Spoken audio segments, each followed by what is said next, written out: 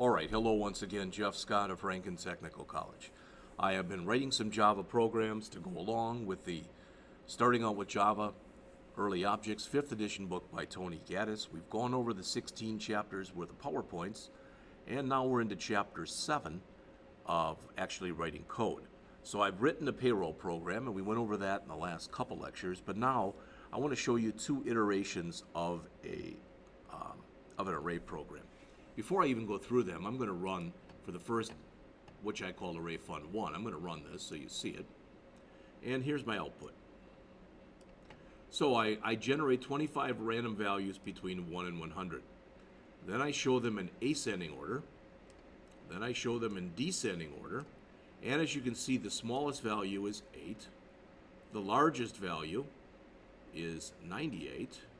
When I add all of these together, and it wouldn't matter what order I added them in, I would get 1482, and if I divide that by 25, I get my average array size is 59.28. If I run the program again, you'll notice, remember these values, 898, etc., they all change. If I run it enough times, it should come out to where the average here is around 50. All right, so just keep that in mind as we get started here. So here's our actual code.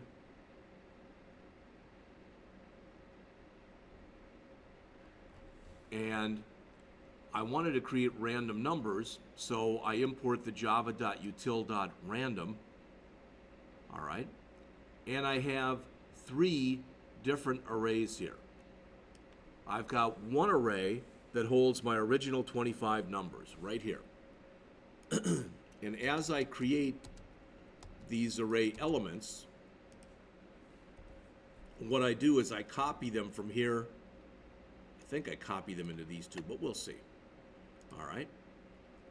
Now I do have a constructor here, and since I have a constructor, I'm not initializing any of these values. So this is very object-oriented type of related. All right.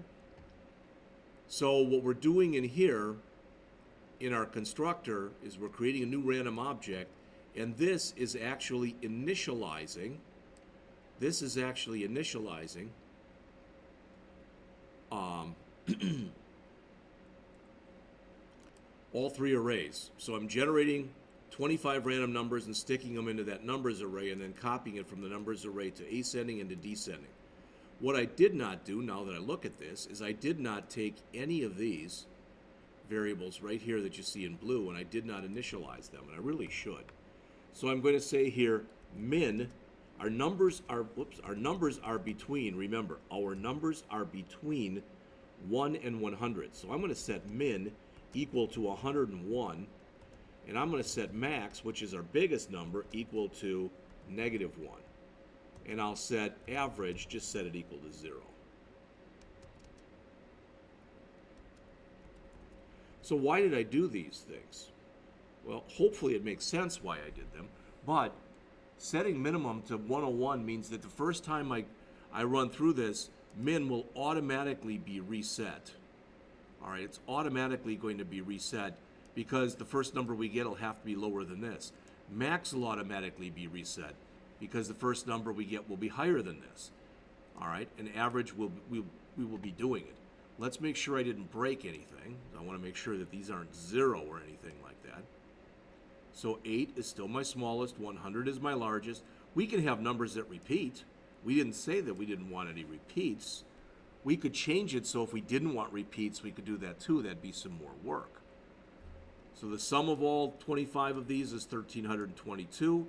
1,322 divided by 25 gives you, to 2 decimal places, 52.88. If I run it again, I get different numbers. All right, I don't think I've ever run this where I've gotten exactly 50 here. Some of them have been close, 50 point something. So what are we doing? Return min. I didn't have to say this, but I did anyway. All right, here's setting min. I'm assuming that the first element that's in my array, and I could have really done that up on top too.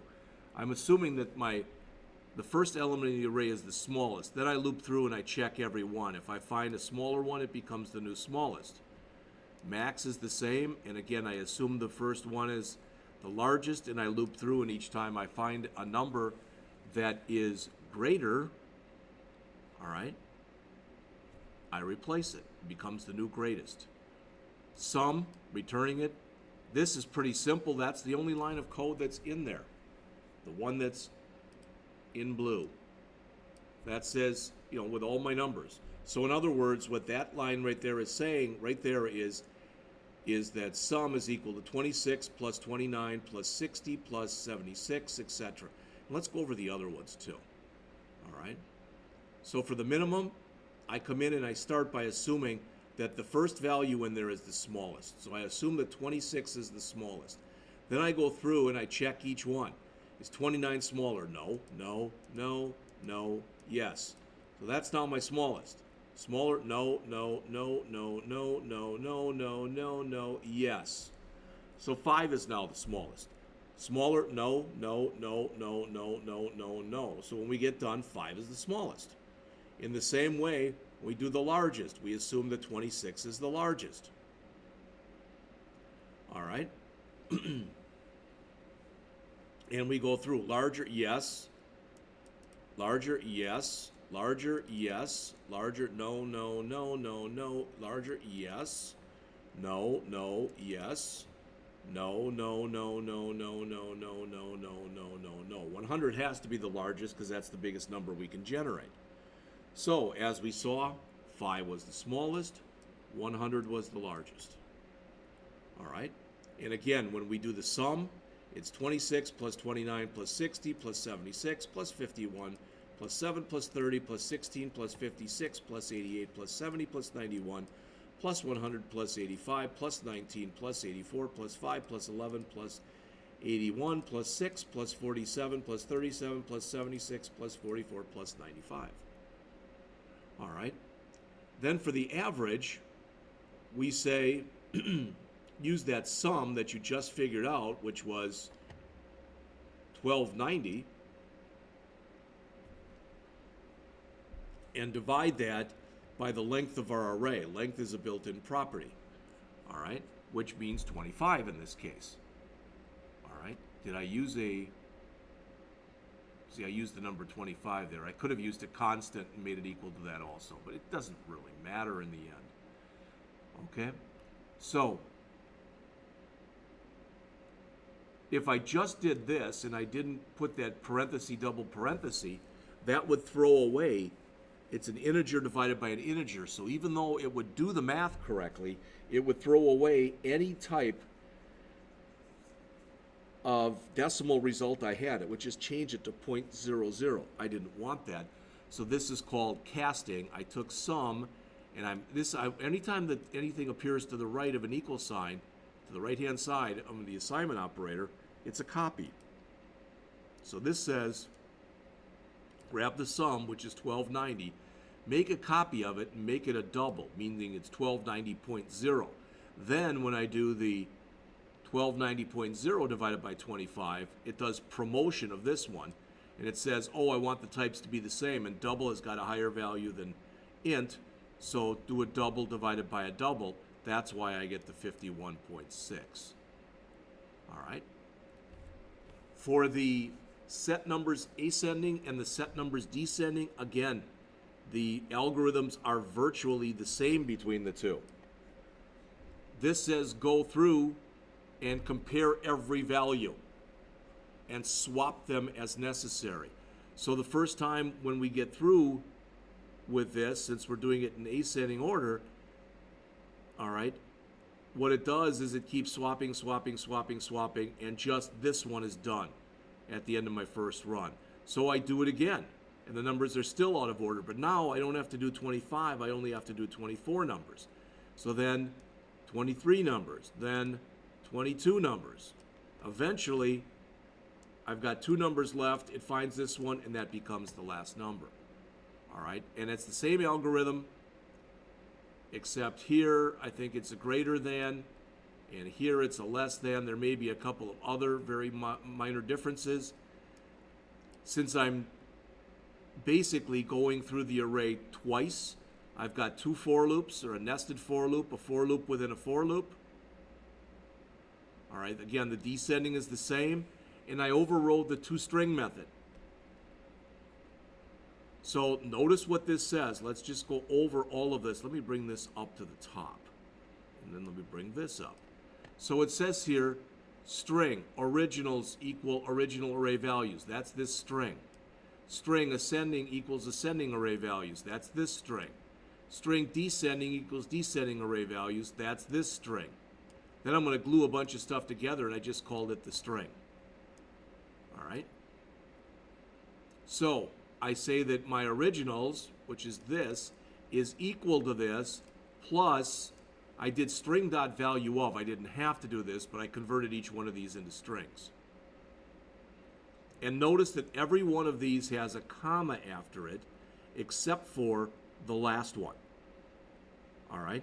And this, in the loop, I went up to not to 25, not from 0 to 24, but from 0 to 23. So that brought me to right here.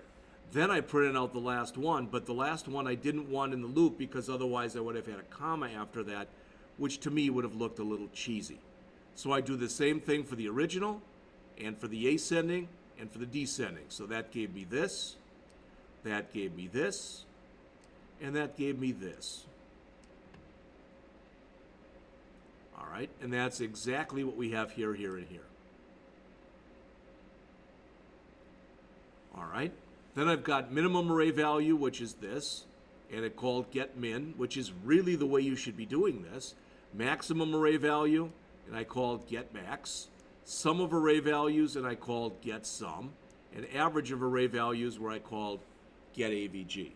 So this is really, really written in an object-oriented type of format. All right, that's it for this program. So what I'm going to do, let me clear my console, is I'm going to go back, and although this was written in a very object-oriented type of way, as I mentioned, all right, what I'm going to do in the next example is I'm going to write this again, but in a non-object-oriented way. So notice what we did here for our driver. All we did was we created a brand new array object, and we called the set numbers ascending, then the set numbers descending. Why? To force those methods to be called. So this will now make sure that that numbers ascending array is in ascending order, that the numbers descending array is in descending order. This will figure out the min, this will figure out the max, this will figure out the sum, this will figure out the average. This will call our overwritten toString method. Okay?